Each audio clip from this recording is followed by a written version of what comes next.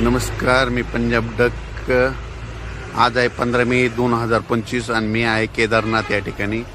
आणि या केदारनाथ या ठिकाणाहून तुम्हाला महाराष्ट्रातल्या शेतकऱ्याला अंदाज देणार आहे की राज्यातल्या शेतकऱ्याला सांगू इच्छितो की 15 पासून तर 30 मे पर्यंत पावसाळ्यासारखा पाऊस पडणार आहे, म्हणून हा अंदाज लक्षात घ्यायचा.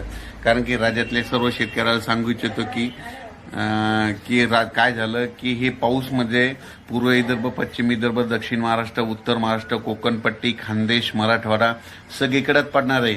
म्हणजे आतापर्यंत तुम्ही उन्हाळ्यामध्ये इतका पाऊस कधीच पडला नाही, असा पाऊस हा राज्यात पडणार आहे, म्हणून हा अंदाज लक्षात घ्यायचा. म्हणजे काही ठिकाणी ओढे नाले वाहतील, काही नद्यांना पाणी देखील येईल, म्हणून असा पाऊस पडणार आहे, म्हणून हा अंदाज लक्षात.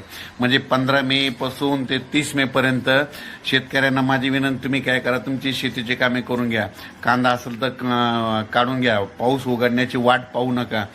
हळद असेल तर तुम्ही हळदीचे शिजवून वाळू घालून झाकून ठेवण्याची तयारी ठेवा.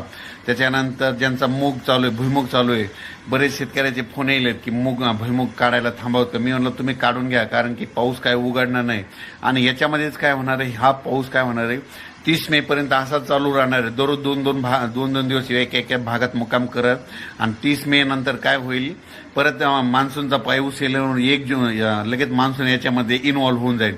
म्हणजे याच्यात सामोन जाईल. जूनच्या पहिल्या आठवड्यात यंदा मात्र मिरगी पेर होण्याचा चान्स आहे, म्हणून हे सगळ्यांनी लक्षात द्यायचं.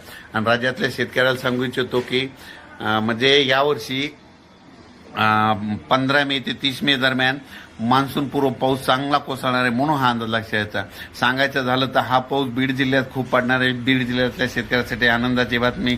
त्याच्यानंतर बीड जिल्हा, धाराशिव जिल्हा, लातूर जिल्हा, सातारा, सांगली, सोलापूर, कोल्हापूर, नगर, पुणे, नाशिक, पुन्हा नंदुरबार, धुळे, जळगाव, बुलढाणा, अमरावती, अकोला, वर्धा, नागपूर, भंडारा, गोंदिया, चंद्रपूर, त्याच्यानंतर परभणी, यवतमाळ, वाशिम, हिंगोली, बीड, जालना, संभाजीनगर, म्हणजे सांगायचं झालं सगळीकडे पाऊस पडणार आहे, म्हणून हा अंदाज लक्षात घ्या.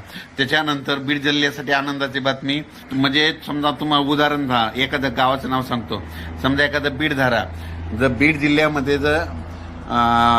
जिल्ह्यामध्ये एखाद्या गावाला म्हणजे ह्या 30 मे पर्यंत 4 वेळेस पाऊस येऊन जाणार आहे, म्हणून हा अंदाज लक्षात घ्यायचा.